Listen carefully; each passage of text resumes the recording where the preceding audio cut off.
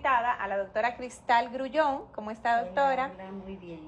Pediatra neumóloga, y la doctora Soraya Castro, pediatra, experta en También, posiblemente, más adelante va a estar con nosotros la señora Yaniris Acosta, que nos acompañará esta noche. Así que hoy es un tema que vamos no solamente a introducir, sino que queremos que ustedes hagan sus preguntas, puedan participar del panel y que les damos con todos nosotros esta gran bienvenida a este 2024 y contamos con su presencia y su apoyo en cada Neumolife. ¿Y ustedes, chicas, cómo están? ¿Bien? Muy bien. Buenas noches. Buenas noches. Gracias a Neumonorte por invitarnos aquí y vamos a hablar de vacunas. Así es. Un tema súper interesante. A mí me llama mucho la atención, o no la atención, sino me enorgullece mucho que creo, no sé lo que me digan ustedes, que hemos avanzado en vacunas. Hemos avanzado en la concientización de los padres, creo que da un poquito menos de labor y de trabajo, ya que los padres asistan a que vacunen sus hijos. Y también el hecho de que tenemos ya más disponibilidad de las vacunas de manera gratuita a nivel de salud pública, creo que sí, que se ha aperturado un poco más las vacunas que hay en disponibilidad. Por ejemplo, antes no se podían poner esta vacuna que se utilizaba en los adolescentes, que es la vacuna del papiloma, y yo creo que sí ya hay más, ¿verdad, doctora? Más sí, por supuesto. acceso. Sí. Esa es una vacuna muy importante, Anandi, y afortunadamente la tenemos disponible de forma gratuita en los programas de vacunación, no solamente del público, del programa ampliado de inmunizaciones, sino también a nivel del sector privado. Una vacuna que está, como te dije, gratuita. Necesitamos que más médicos, pediatras, ginecobstetras la indiquen, porque cáncer cervical y otras enfermedades más asociadas al HPV es altamente prevenible a través de una vacunación. Y nuestras estadísticas son muy claras cuando dicen que a cerca de 1,000 mujeres dominicanas cada año se le diagnostica cáncer cervical, y de ellas cerca de 700 mueren como consecuencia de la enfermedad.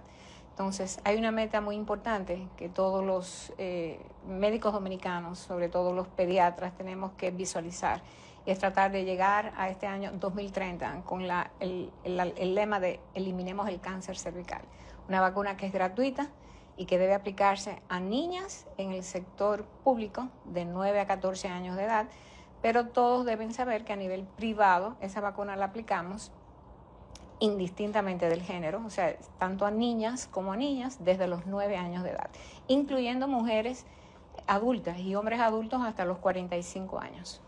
Doctora, y a veces yo he escuchado en mi consultorio cuando le preguntamos y eso, que ellos tienen su duda.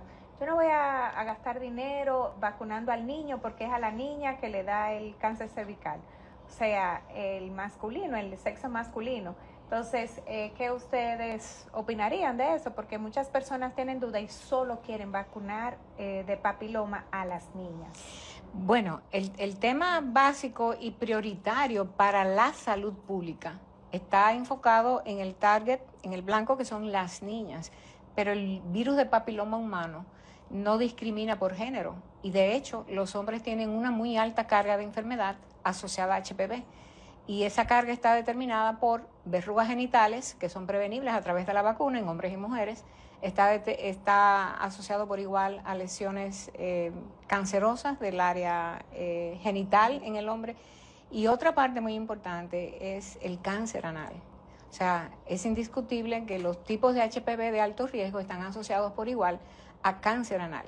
Y si te recuerdas, recientemente hay datos muy importantes de que más del 80% de los cánceres de cabeza y cuello, específicamente de los de garganta, están asociados a los mismos tipos de HPV de alto riesgo que producen el cáncer cervical.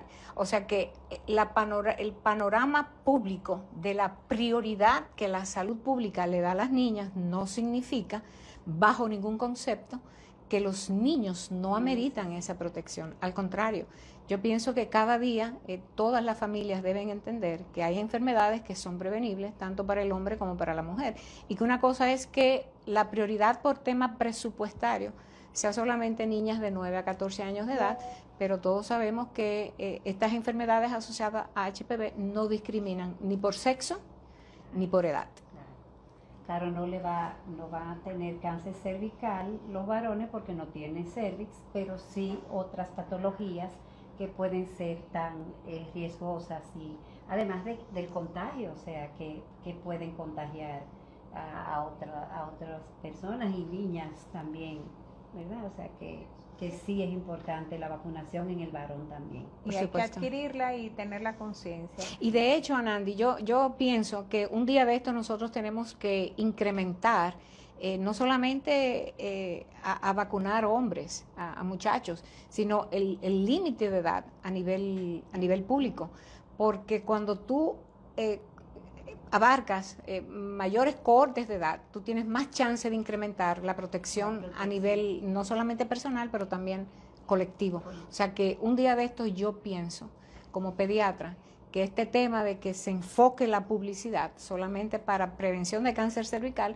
un día cambie este panorama, porque definitivamente en este país hay una cantidad muy importante de cánceres que no tenemos exactamente si la causa es la mayoría de HPV como en otros países, pero hay una gran cantidad de cánceres orofaringe y de cánceres anales que están asociados en hombres y mujeres a HPV de alto riesgo.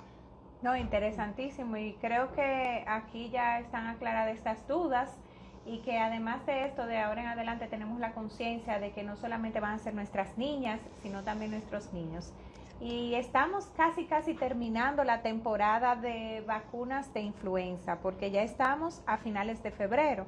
Entonces, como todos sabemos, es estacionaria y tenemos un tiempo para nosotros colocar la vacuna, pero no sé ustedes, pero en la consulta yo veo, tanto en niños como en adultos, que hay ahora mismo un alto índice de influenza, tanto A como B.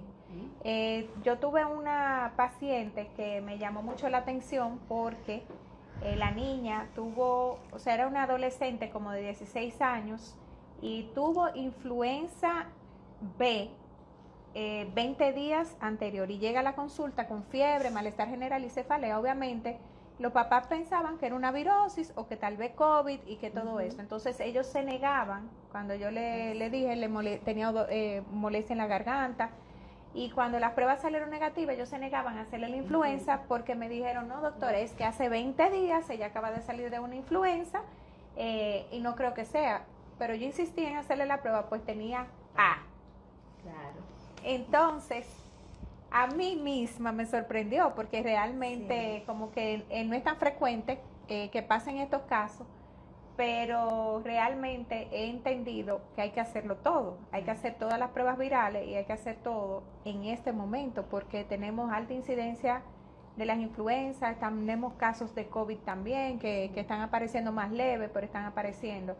Pero veo, en cuanto a la vacuna de la influenza, yo todavía veo como mucha parquedad, como que la gente no quiere vacunarse. A los niños no veo como que lo vacunan mucho de influenza, los adultos se vacunan un poquito más, pero los niños lo veo como medio lento la decisión de la vacuna de influenza. Sí, bueno, realmente los pediatras somos los encargados de indicar la vacuna, en este caso de la influenza. Insistimos en que sea así, pero realmente las madres no se motivan, parece, de la manera. Yo sí trato con los míos, y eso de que, por ejemplo, me llegue el paciente que tuvo influenza, que no se ha vacunado, 4 semanas después mandarle a poner su vacuna igualmente, precisamente por eso, porque si le dio por la A puede dar por la B, entonces hay que tenerlo protegido. Pero mi exhortación, sobre todo con los pediatras, a los compañeros médicos y pediatras, es que estimulemos a las madres a poner a partir de los 6 meses de edad que todos los niños sean vacunados con la influenza, cada año, que debe ser. Se toma como muy a la ligera la vacunación de la influenza, pero nosotros, la doctora como neumóloga pediatra y yo como neumóloga, se ven muertes por influenza. tan graves que llegan a intensivo, a ventilación y todo eso. Entonces, como que le hemos quitado un poquito de importancia o de temor, sí. Pero sí hay momentos en que hay brotes y se ven muertes. Entonces, ¿de qué fecha, doctora, qué fecha sería lo prudente de ponernos la vacuna de influenza? Bueno, yo antes de entrar en ese tema quería comentarles que vacuna contra influenza también es ofrecida de forma gratuita en el Programa Nacional de Inmunización, en particular para pacientes de alto riesgo. ¿Quiénes son esos? Los niños de menos de 5 años, las mujeres embarazadas, el personal de salud, los envejecientes y los individuos que tienen ciertas condiciones de riesgo. Y ahorita que tocaste el tema de, en esta semana, influenza A y un par de semanas después, influenza B, es muy importante hacer notar que a nivel privado tenemos disponibilidad de una vacuna contra influenza que es tetravalente, es decir, que da protección para 2 tipos de influenza A, pero también 2 tipos de influenza B. Y a nivel nacional tenemos ambos tipos de influenza circulando. Entonces, como dijo Cristal, esa parte nuestra como profesional de la salud en nuestras oficinas es muy importante. Hay que recomendar de forma rutinaria cada año la vacuna contra influenza. Respondiendo a tu pregunta, ¿cuál es el momento idóneo? Inmediatamente llegue. La vacuna llegó a finales de septiembre, principios de octubre, póngasela, porque al final es una vacuna que te va a dar protección todo el año y las que nos recibimos tienen una fecha de vencimiento, generalmente es para final de mayo. O sea que lo correcto y lo idóneo es que inmediatamente esas vacunas lleguen, usted se la ponga. Y otra cosa muy importante es que cuando un niño se vacuna por vez primera y tiene entre 6 meses y 8 años de edad, una sola dosis no es suficiente. Tiene que recibir 2 dosis con un mes de intervalo entre una y otra. A partir de ese momento, cuando ya recibe esas 2 dosis, luego cada año de los próximos años es una sola dosis anual. Pero para la primera vez que se vacuna son 2 dosis. Y debemos hacer el énfasis porque mucha gente entiende, yo le puse la vacuna contra influenza y esa segunda dosis jamás la buscan. Y ponerse en ese grupo etario de 6 meses a 8 años, una sola dosis equivale a no hacer nada. ¿Por qué? Porque nuestro sistema inmune no responde de forma adecuada en ese grupo etario a una sola dosis de vacuna de influenza, produciendo una cantidad de anticuerpos que no son suficientes. Entonces, por eso es necesario ese refuerzo tan prontamente como un mes de intervalo entre una y otra. Y otro detalle, si el paciente no se puso la vacuna cuando llegó, pues se va a poner en cualquier momento que lo decidan. Y aunque se haya puesto, vamos a suponer, la vacuna llegó a final de septiembre, octubre, y el paciente se le puso ahora en enero, febrero, va a tener la protección hasta mes de mayo, junio, que es cuando viene, o sea, porque el vencimiento de la vacuna es no es porque se dañe, sino porque las cepas para que vienen ya a partir de esos meses, pues ya varían. Entonces, se la pusimos en enero porque tocó que fue en enero que se decidieron a ponerlo, lo que fuera. Pero cuando llegue la vacuna en octubre, septiembre, la del año siguiente, inmediatamente también hay que ponerla independientemente de que se le haya puesto la de la temporada anterior en el mismo año. O sea, que no hay que esperar realmente un año para entonces, poner la siguiente. Lo que usted está queriendo decir, doctora, es que no es que nos vacunamos de influenza y ya, sino que nos tenemos que vacunar de influenza cada año. Claro, porque es un virus que muta, que cambia, entonces tenemos cepas o variantes del virus que son nuevas cada año, entonces la vacuna hay que hacerla nueva con esa para lo que va las variantes del virus que van a andar circulando el año siguiente. Tal como la de COVID. Exacto. Nosotros nos vacunamos cuando iniciamos la pandemia, que finalmente salieron las vacunas contra COVID, contra una cepa ancestral, la llamada cepa Wuhan, pero ahora tenemos una nueva formulación porque realmente le está circulando una subvariante de Omicron, a la cual esa vacuna previa ancestral que nosotras nos aplicamos y que un gran porcentaje de la población dominicana se aplicó, en este momento ya no es adecuada. ¿Por qué? Porque no da la protección adecuada para este sublinaje que está circulando del JN1. Entonces, ahora que tú mencionas y que mencionamos el tema del COVID, es un punto importante porque al final de cuentas, como población tenemos que saber que este SARS-CoV-2 se quedó para siempre entre nosotros. O sea, eso, y con el perfil de que no sabemos finalmente qué puede hacer de nuevo. Como todo virus, nuevo. Un curso muchas veces impredecible. Lo que sí es importante es que en algún momento, ojalá que nosotros podamos tener esta vacuna monovalente actualizada 2023-24 para nosotros protegernos, pero principalmente las personas de más riesgo. ¿Quiénes son los de más riesgo? Lo que sabíamos desde la primera temporada, que son los niños pequeños, las embarazadas, el personal de salud, los envejecientes, los que tienen condiciones crónicas. Y realmente entender que no es que el tema de que la rapidez con la que se usa la vacuna, que la desinformación que generó, no, el COVID es una enfermedad que se quedó tal como se quedó y está el virus sincitial respiratorio, la influenza, el adenovirus, el rinovirus, eso es parte de nuestra selva patogénica, como le llamo yo, selva patogénica respiratoria. Eso va a estar ahí. Y de hecho, ahora que tú mencionaste ese niño con influenza, la semana antepasada yo tuve una criatura, un preadolescente que tenía por prueba molecular con el panel respiratorio positivo, tanto la influenza A como tenía positivo el SARS-CoV-2. O sea que son virus que están co-circulando en este momento a nivel nacional. Y tenemos, de hecho, en estos últimos meses hemos tenido una cantidad de patógenos respiratorios tremendos, o sea, no nos han dado tregua. De hecho, hace un poco tiempo atrás, esas emergencias a nivel privado estaban prácticamente colapsadas de tantos pacientes entre dengue y virus respiratorio. No nos daban vida. Y como tú decías, no bien salía un niño de un tema cuando ya volvía la semana siguiente con otro. Y las mamás, ay doctora, pero es que este niño no sale de una. Claro, es que no sale de una. El hecho de quedarnos trancados tanto tiempo durante 2 años ha hecho que nuestros sistemas inmunes y sobre todo esos niños que nacieron durante la pandemia no se hayan expuesto a nada y por lo tanto se quedaron una cantidad de gente susceptible que ahora que han salido a su hábitat normal se han encontrado como una especie de ametralladora que dispara virus y ya tú sabes, entonces lo agarran todo, o sea, y por eso nos agarran todos. Y antes de volver al COVID otra vez, porque hay unas cositas que quiero que mencionemos para ir terminando con la de influenza, 2 cosas. Me he encontrado con pacientes que me dicen, yo me vacuné de la influenza y estamos en julio y en agosto. Entonces yo le digo, no es correcto, no, pero no me voy a vacunar en septiembre, sí, porque ya realmente usted se vacunó fuera de estación. Entonces, no sé cómo decir esto, pero algunos centros le quedan vacunas y creen que van a beneficiar al paciente y lo vacunan en junio, en julio, en agosto. Entonces creamos como esa desinformación en el paciente que no es lo correcto.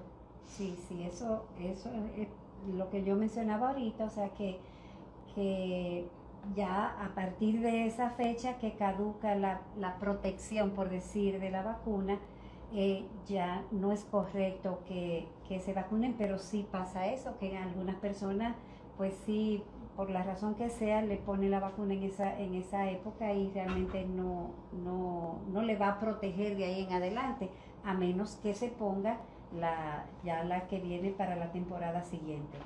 Una cosa importante que hace que las personas no se decidan a vacunarse contra la influenza es el hecho que dicen que le dio malísimo, que se puso la vacuna y le dio la influenza y le da más gripe. Le dio una gripe malísima. Que lo mató y no vuelve a poner más la vacuna. Pero claro, ¿qué pasa? La vacuna, tú te pones la vacuna hoy, regularmente la vacuna llega en la época que precisamente empieza la temporada de virus, ¿verdad? Y entre ellos la influenza. ¿Qué pasa? Yo me pongo la vacuna, vamos a suponer en noviembre, octubre, lo que fuera, pero ya está circulando, ya anda en el ambiente el brote de virus. La vacuna para crear inmunidad necesita unas cuantas semanas, ¿verdad? Un par de semanas. Entonces, si yo me la puse hoy, pero ando en el medio porque tengo que andar normalmente en el medio y me pongo en contacto con una persona que tiene influenza o que agarré la influenza en la calle, entonces claro me dio, pero todavía mi vacuna no ha creado los anticuerpos, ¿verdad? Entonces claro, la gente interpreta, y más mientras más avanzado te brote, o sea, y uno se vacune, pues más probabilidades hay de que todavía se pueda agarrar. Lo mismo que los bebés, ¿verdad? Que se pone la primera dosis en un niño menor de 8 años y sobre todo en lo más chiquitico, y mientras no tenga la segunda dosis le puede agarrar la influenza porque la inmunidad todavía no claro, la crea. Eso es uno de los bulos de la desinformación que circula. Ay, eso a mí me mató, y uno lo escucha y tú sentarte y dices, bueno señora, pero espéreme, vamos a aclarar, sí, porque hay que emplear, ¿verdad?, la lógica. Mire, eso que dijo Cristal es sumamente importante. O sea, cuando tú te aplicas una vacuna, por lo general, la inmensa mayoría, no es hasta 2 semanas después que ese sistema inmune comienza a generar los anticuerpos que van a protegerte para ese virus. Pero aquí también ocurre otro pequeño detalle. En este país, a todo lo que huela a moco, tos y fiebrecita, tiene una gripecita. No, señor. Para hablar de gripe o influenza, que son los términos correctos, usted tiene que tener una prueba de influenza positiva o rápida o una prueba molecular. Entonces, no todo lo que moquea, tose y te da fiebrecita es una gripe. No, no es así, ni es gripecita. Aquí tenemos una cantidad de patógenos respiratorios que andan circulando el año entero. Cuando tú te chequeas la gráfica que provee DIGEPI en sus boletines epidemiológicos, es una gráfica que parece un arbolito de Navidad. Es rojo por allí porque es el virus sincitial respiratorio, el adenovirus que tiene la barrita verde, el SARS-CoV-2 que tiene la cosa azul, el virus sincitial respiratorio que es naranja, por ejemplo. Entonces, esos virus circulan el año entero. Y si tú tuviste contacto, independientemente de tu vacuna contra la influenza, con cualquier otro virus respiratorio, olvídate, te puede dar un sincitial respiratorio y eso es una sintomatología del caray.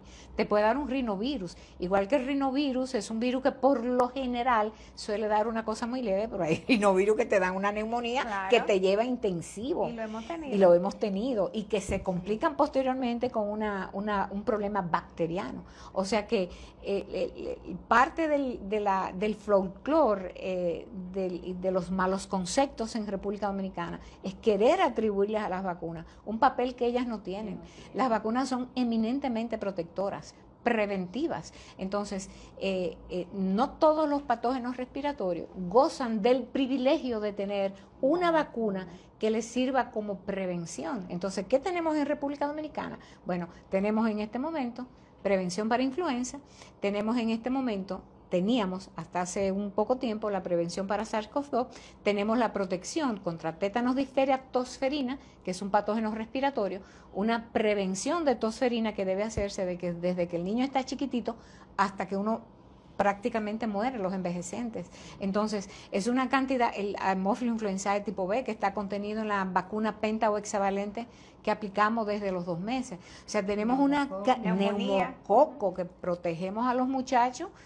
Ya no es un virus, el neumococo es una bacteria, pero tenemos una prevención que también hay que mencionar, es gratuita en los puestos de vacunación a nivel nacional, protección que debe comenzar a los 2 meses, pero como tú mencionaste ahorita, una prevención que también le corresponde a los adolescentes de riesgo y a los adultos de riesgo y a partir de los 65 años. A nivel nacional, todos los adultos deben de saber que la protección con la vacuna conjugada 13 valente tiene que ser aplicada de forma rutinaria a partir de los 50 o 65 años de edad. De ahí se deja la elección al médico tratante. Si yo decido que mi paciente de 50 años, yo quiero que ya esté protegido contra neumococo, esa vacuna tiene indicación y recomendación para ser aplicada a partir de los 50. Muchos pacientes, muchos médicos optan por aplicar esa vacuna a partir de los 65 años, una de las vacunas contra neumococo, porque a partir de esa edad neumococo, un año de poner otro tipo de vacuna contra neumococo, un año después, al menos, de esa primera conjugada, es la polisacárida 23 valente, cuyo nombre comercial es Pneumovax. O sea que tenemos una gama de patógenos. Hasta que llegue estas nuevas vacunas que un día van a tocarnos las puertas, que son la Prevenar 20 valente o la la conjugada 15 valente, cuyo nombre comercial es Vacnumance. Todavía no la tenemos a nivel nacional, pero ya están en otros países, principalmente Estados Unidos, y eso está ya prácticamente a la vuelta de la esquina. La protección contra el zóster en adultos. Claro, que viene también. Esa vacuna ya nos está tocando la puerta, una vacuna que va a estar recomendada a partir de los 50 años de edad. O sea que tenemos la opción de tener cosas a nivel nacional, y los profesionales de la salud tenemos la responsabilidad de ser quienes dirijamos y concienticemos a nuestros familiares para que sepan que la protección a través de la vacuna, la prevención es la primera arma más importante a nivel nacional, y tenemos muchas cosas que podemos prevenir. Entonces, tenemos que entender que esa medicina de hoy yo voy a tratar la neumonía, yo quiero tratar la influenza, yo quiero darle el Tamiflu, yo quiero darle la ceftriaxona, la amoxicilina. No, señores, tenemos que pensar que hay una parte importante que es la prevención a través de vacunas, que es algo que es a lo largo de la vida. O sea, ese concepto de yo voy a vacunar al bebé de 2 meses, que ya que... No, ahora nos toca a todas las edades. Yo me puse hace 2 semanas mi vacuna contra el neumococo, mi primera vacuna conjugada contra el neumococo. Entonces, igual como mi mamá me vacunó en el año 1963 para polio oral, en campañas que en ese tiempo se hacían, porque todavía no habían programa ampliado de inmunizaciones. Óyeme, ya la prevención no es solamente para un bebé, la prevención abarca adolescentes, embarazadas, envejecientes, personal de salud, viajeros. ¿Cuántos muchachos no tenemos que tienen que viajar a un campamento a Estados Unidos y lo primero que dicen, doctora, hay que ponerle una vacuna contra meningococo? ¿Dónde yo la consigo? La fiebre amarilla. La fiebre amarilla, porque me voy para Colombia, me voy para Brasil. Entonces, son condiciones que la gente tiene que entender, que la prevención es una pauta primordial en nuestras consultas. Y otra cosa, doctora, no es solamente lo que nosotros estamos diciendo aquí, sino que la historia lo ha demostrado. ¿Por qué? Porque las grandes muertes en masa, además de la guerra del mundo, ha sido por pandemias. Estamos hablando de la pandemia de la viruela, que creo que en ese momento no podemos saber qué tanta gente falleció ni murió, porque realmente eran los siglos y siglos pasados y no se podía hacer conteos ni nada de eso. Pero se dice que pudo haberse llevado más personas que en el COVID, que todo eso. Entonces, hoy vivimos tranquilamente con la varicela, más no la viruela. Y la misma influenza del 1920, que fue una hecatombe también, y hoy no vemos esto tan marcado y tan arraigado. Entonces, la historia nos dicta a nosotros que las vacunas son necesarias, son preventivas y cambian el mundo. Así es. Y si hay una historia que hay que recrearla, porque eso marcó una pauta. En el año 1796, Edward Jenner, que fue el que descubrió que poniéndole dosis bajas de la variola, del virus de la viruela de la vaca a un ser humano, daba protección contra la viruela humana. Eso fue un hecho espectacular. Y si hablamos de un evento que ha marcado una pauta a nivel global de que tanto éxito pueden tener las vacunas con relación a la prevención de enfermedades infecciosas, de gravedad, de discapacidad, de hospitalización, de muerte, es justamente la erradicación de la viruela, que es la única enfermedad de la cual hoy día podemos decir esta enfermedad está erradicada gracias a esa vacunación, gracias a una vacunación. El polio está en vías de erradicación. Y ese es un tema muy, muy puntual para nosotros los pediatras, porque sabemos y anhelamos que en un futuro República Dominicana sea de ese grupo de países que ya no utilice más el polio oral y que nos dediquemos a aplicar esas primeras vacunas del esquema básico, 2 meses, 6 meses, 4 meses y 6 meses, año y medio, con una vacuna uniforme que tenga 6 antígenos en un solo punchazo, que es tétano, difteria, tosferina, hemófilo influenza tipo B, hepatitis y polio, para evitarnos no solamente una mayor cantidad de eventos adversos, sino también para reducir el riesgo de polio que son derivados de la vacuna. Entonces, el polio está en vías de erradicación. Nos quedan muchos casos. Hay países donde ustedes han visto, hace un par de años atrás, se detectó un caso de polio en un joven judío en una comunidad en Nueva York. Se ha detectado por igual en Israel. y son enfermedades que te dicen, Dios, pero ¿y ahora? Porque estamos listos y prestos a declarar la erradicación del polio a nivel global. Sin embargo, hoy día hay más casos de polio paralítico asociado a las vacunas, propias vacunas orales, que lo que se asocian al virus salvaje. Y esa es una meta, porque cuando tú le dices a una mamá, yo te voy a poner 3 pinchazos en vez de 2, es un pinchazo que tú le estás ahorrando.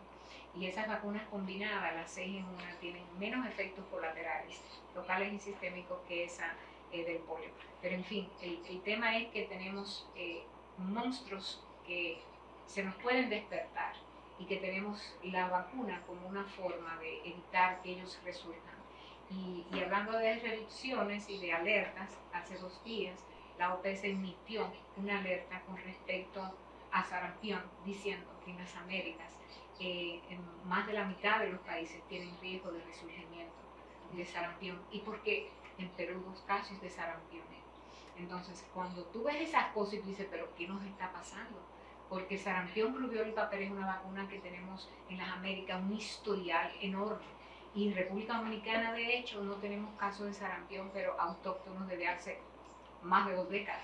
Entonces, somos un país que estamos con la categoría de eliminamos el sarampión, y eso es una pauta interesante junto con esta alerta que ha emitido la OPS para que las mamás revisen sus tarjetas de vacunación y verifiquen que sus muchachos tengan esas 2 dosis de sarampión, rubiola y paperas que se ponen en este país, es al año de edad y al año y medio de edad. Pero también es válido para aquellos adolescentes, adultos o personal de salud que no tengamos esas dosis de sarampión, rubiola y paperas y también no las apliquemos. ¿Por qué? Porque el mundo está muy convulso.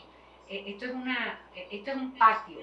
Tú viajas hoy a Suiza, o tú viajas mañana a Colombia, o tú viajas mañana a Nigeria, y tú puedes traernos de regreso un patógeno.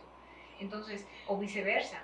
Alguien viene de esos lados. Nosotros somos un país eminentemente turístico, con una industria hotelera que es avasallante. Vimos ahora recientemente el turista número 10 millones que llegó a nivel nacional.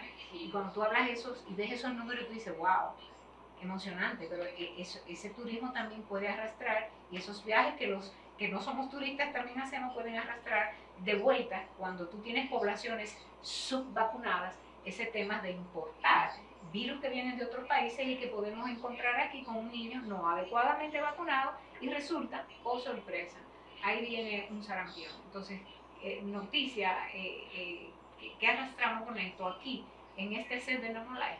Mamás, revisen sus tarjetas de vacunación. El mundo está complicado y hay que tratar de complicarlo lo menos posible, y es una parte sencilla, vacunas que son libres de costo, que están en los puestos de vacunación, tanto públicos como privados. Sí. Y una cosa interesante. Doctora, mi hijo es alérgico al huevo.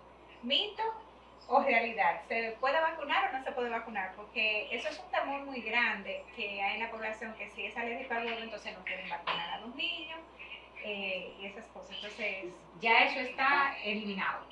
Esa historia que, de hecho, había años atrás, un detallito de si el niño tiene alergia del huevo, esa vacuna no se le puede poner, o debe de ponerse en ciertas condiciones. No. Hoy día se sabe que todas estas vacunas no tienen este riesgo de alergia porque sean alérgicos al huevo, absolutamente nada. Siempre es prudente saber que todos los centros de vacunación deben de contar con un personal apto para reconocer cualquier anafilaxia, independientemente del tipo de vacuna que se ponga, y no solamente reconocerla, sino tratarla. O sea que si hay alguien que nos esté escuchando que tiene alergia al huevo y que ha dejado de ponerse su vacuna contra influenza, eso es un tema pasado, ya eso no existe. Es una vacuna que es muy segura, es una vacuna importante, porque la gente piensa, bueno, si yo me puse la vacuna, no me tiene que dar la influenza. Falso. El principal valor de la vacuna, igual como aprendimos con COVID, el principal valor de la vacuna no es prevenir la enfermedad como tal, es las complicaciones, las hospitalizaciones y las muertes, las entradas a unidades de cuidados intensivos pediátricos.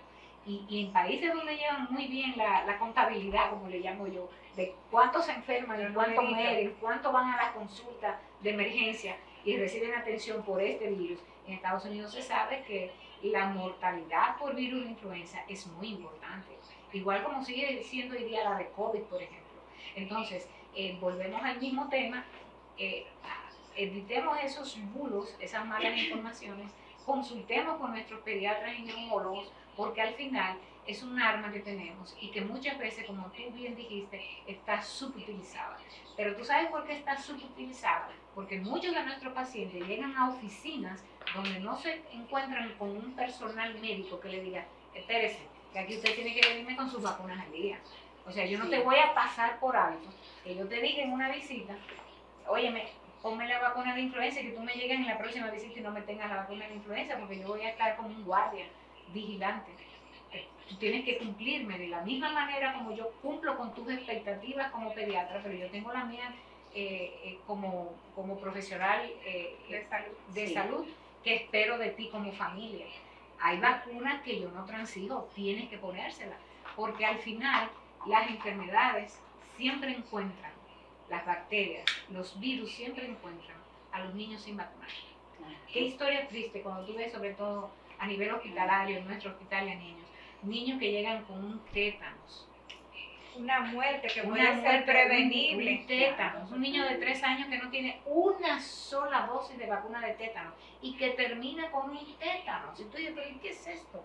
O que termina con una difteria. Pero esa vacuna se aplica de forma gratuita. Entonces, de los 2 meses de edad. Entonces, es una función del profesional de la salud. No importa en qué lugar esté, en consulta, en hospitalización, en sala de cirugía. Óyeme, yo necesito ver la tarjeta de vacuna de este niño.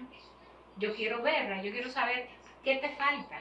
Porque qué triste es tú manejar un niño con una patología que tú como médico sabes que pudo haber sido prevenida con una vacuna.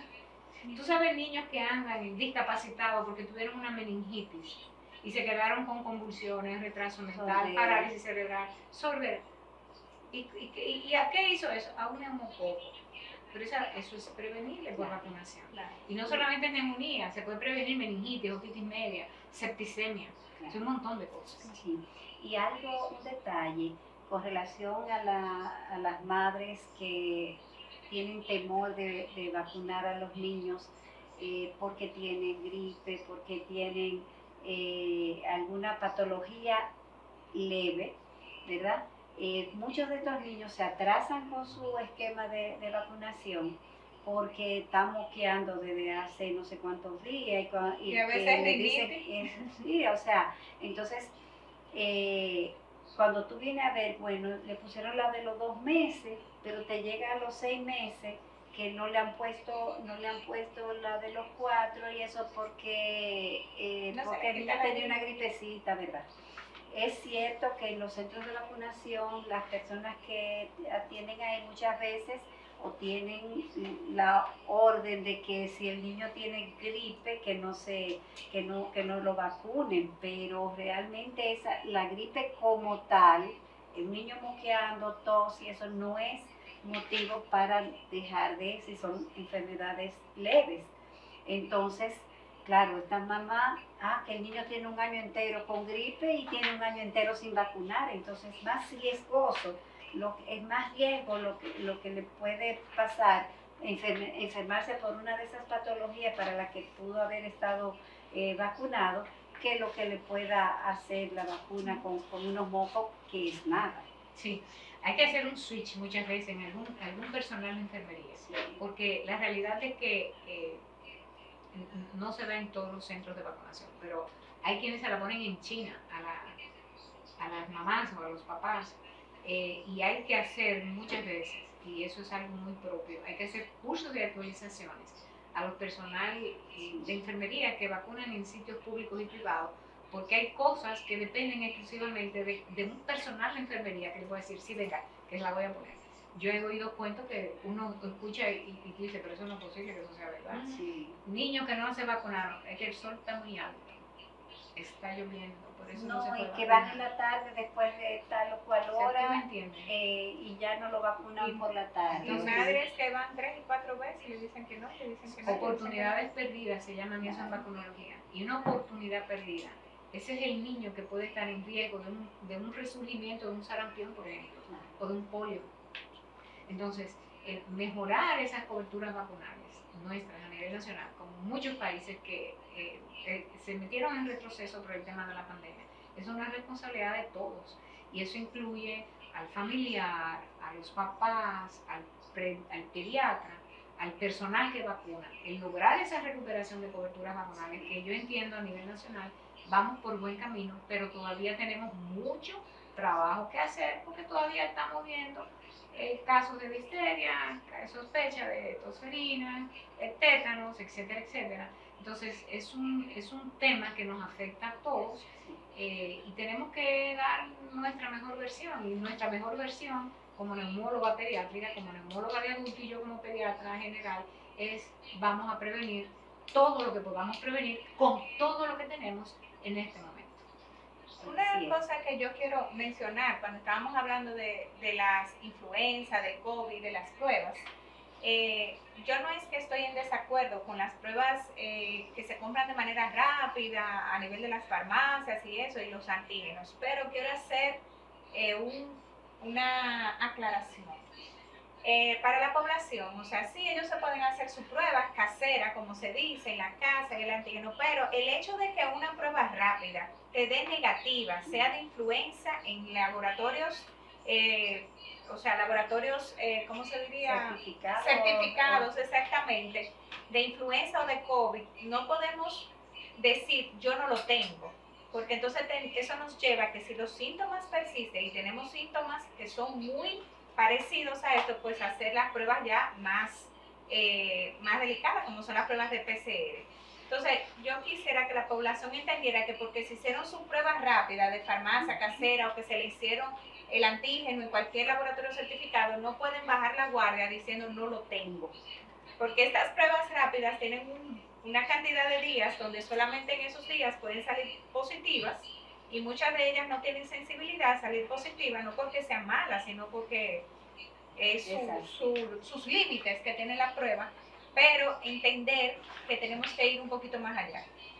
Y no sé cómo ustedes piensan, pero yo veo ahora, o sea, a mí, antes uno decía, vamos a esperar 48 horas de fiebre para comenzar a hacer análisis. Pues ya yo estoy en un nivel que ya yo hago todo y hago hemograma de una vez, y eso porque los comportamientos han cambiado todo. Estamos viendo dengue con hemogramas normales, estamos viendo influenza sin fiebre, que siempre es lo que decíamos, si tiene fiebre y tiene congestión nasal, o sea, estamos... Y la gente me dice, no es COVID porque yo no tengo tal cosa. No, es que esto se manifiesta de tantas y tantas formas que no podemos bajar la guardia ni decir no se puede. Mira, la práctica de la medicina cada día está un poquito más complicada, pero no solamente porque las enfermedades clásicas que estamos acostumbrados a ver están hoy día afectando niños que han tenido una trayectoria de que no se infectaron de nada y tienen un sistema inmunológico muy susceptible. Y muchas veces las manifestaciones típicas propias de una determinada enfermedad no están tan a la vista como uno quisiera.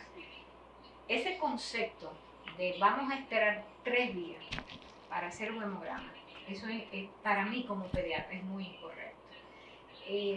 En mis casi 40 años de ejercicio profesional, una sola vez me topé con una enfermedad meningocócica. Gracias a Dios, una sola vez. Y esa niña no la voy a olvidar jamás en la vida. Un meningococo tipo A llegó a mi consulta hace más de 20 años. Una sintomatología banal, fiebre, malestar general. Pido el hemograma porque, vuelvo a repetirte, esa formación de que hay que esperar, yo no sé de dónde sacaron eso, ni quién lo sacó, ni quién lo popularizó, porque como pediatra no lo entiendo. Se le manda a hacer el hemograma y cuando ella va al otro día con el hemograma, resulta que tenía una leucocitosis del caray y una trombocitopenia. Y ya cuando me llegó ya tenía petequias, las famosas manchas de la enfermedad meningocócica. Entonces, eso es lo que siempre hemos comentado, tú te caes de un avión una vez en la vida, porque el día que te caes probablemente ya no vuelves a tener más el accidente. Yo soy de los pediatras que entienden que si el niño está enfermo, yo te veo bien en la hora que te veo en la tarde, pero al otro día en la mañana tú te me vas a hacer los análisis. Y si yo entiendo que clínicamente por la situación epidemiológica que tenemos es dengue, yo te voy a hacer tu prueba de NS1 y te voy a hacer la influenza y te voy a hacer el COVID-19. Porque hasta que yo no tenga un cuadro clínico más florido o una prueba positiva, quizás yo no tenga todo el diagnóstico que yo quisiera tener. Pero ayer mismo o antes de ayer, yo tengo una bebita de pocos meses de vida, tiene menos de 24 horas de fiebre, 7 meses. Cuando mando a hacer toda la parafernalia que mandamos a hacer, menos de 24 horas de fiebre. Doctora, estoy llamando, COVID negativo, pero el DNS no está positivo. Y entonces, 7 meses de edad y ya tiene un NS1 positivo antes de las 24 horas de la fiebre. Que la mamá se pudiera percatar, porque quizás tenía un poquito más de fiebre y alguien no se percató, pero vamos a suponer que ciertamente eran menos de 24 horas de fiebre. Entonces yo te pregunto, yo tengo que retrasar algo porque el concepto popular es, hay que esperar. No, eso no existe, amiga. Usted puede tener un matrimonio en menos de 3 meses, pero igual tú puedes tardarte 20 años en tener ese matrimonio. Entonces, las patologías infecciosas en los niños a veces dan un susto y te ponen a correr rápido. Entonces, yo prefiero manejar una influenza con el oseltamivir en las primeras 48 horas, tal como me dicen las guías, en las primeras 48 horas de la enfermedad y no 5 días después. ¿Y qué significa eso? Que si yo tengo la sospecha en el momento que te vi y entiendo que tú tienes que tener la prueba, llámese el antígeno, la prueba rápida o el panel respiratorio, yo me voy a lo seguro. Claro, tú sabes que va a haber pacientes que te van a decir, yo no puedo hacer esta prueba por cuestión de costo, pero tú vas a tener que emplear más tu juicio clínico, más tu decisión de ver en quién vas a emplear un antibiótico, en cuál no, porque yo prefiero un diagnóstico más certero. ¿Y qué mejor diagnóstico certero que el de, en el caso de un problema respiratorio o sospecha de un problema respiratorio, un panel que te dice, aquí tú tienes material molecular de una influenza y tú lo tienes en 24 horas. Entonces ese niño a las 24 horas y antes de las 48 horas ya tiene su tratamiento con su Tamiflu, por ejemplo, su oseltamivir. Entonces ese es el niño donde yo tengo la mayor ventaja. Y si es una embarazada, por ejemplo, una mujer embarazada, óyeme, no es lo mismo tú manejar una embarazada con influenza a los 4 o 5 días de la enfermedad que tú manejaras en las primeras horas. Entonces, la certeza diagnóstica y que tú tienes como profesional para mí es tan válida como lo que tú estás pensando. Entonces, los laboratorios son una tecnología para tú apoyarte en un diagnóstico, porque al final de cuentas la clínica del niño habla muchísimo, pero hoy día tenemos tantas cosas disponibles que por qué obviarlas. Y tenemos tan buenos laboratorios en nuestros centros y otros que no están en nuestros centros, que óyeme, y te dan la posibilidad de tú hacer la prueba. Vamos a hacerla, porque yo con mis niños, y todos los pediatras, todos pensamos así, yo quiero darle mi mejor oferta. ¿Y cuál es mi mejor oferta? Un diagnóstico temprano y un tratamiento temprano. La prevención. Y la prevención. Y la prevención, por supuesto. Entonces, bueno, la conversación ha estado súper interesante y amena, pero ahí los finales tienen que llegar, ¿verdad que sí? Y además de darle las gracias a todo el que estuvo con nosotros en este momento, me gustaría que cada una de nosotros nos despidiéramos con un consejo o un mensaje para nuestros neumoseguidores. Bueno, por mi parte, hablamos de vacunas, pues incentivar a que a vacunar sus niños y a perder el miedo. Y cuando haya miedo, consultarlo con su pediatra que ya le podrá dar las orientaciones del lugar. Nada, a vacunar. A vacunar, doctora. El mío de siempre es, saque su tarjeta de vacunación, búsquela, llévela con su pediatra o a su centro de vacunación y verifique qué hace falta. Prevenir es tan rápido como un simple pinchazo, así que sigan adelante. Amén. El mío entonces es porque no hemos concentrado un poco en las vacunas también de niños, sino que ya los adultos tenemos que entender que la prevención existe para los adultos, que tenemos un arsenal de vacunas que tenemos que utilizarla, y que quiero también que quitemos el temor y los mitos que tenemos con la vacuna del COVID.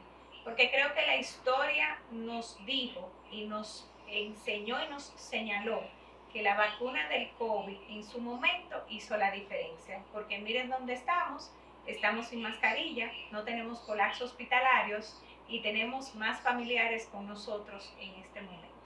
Muchas gracias, buenas noches y los esperamos en el próximo Neumolive.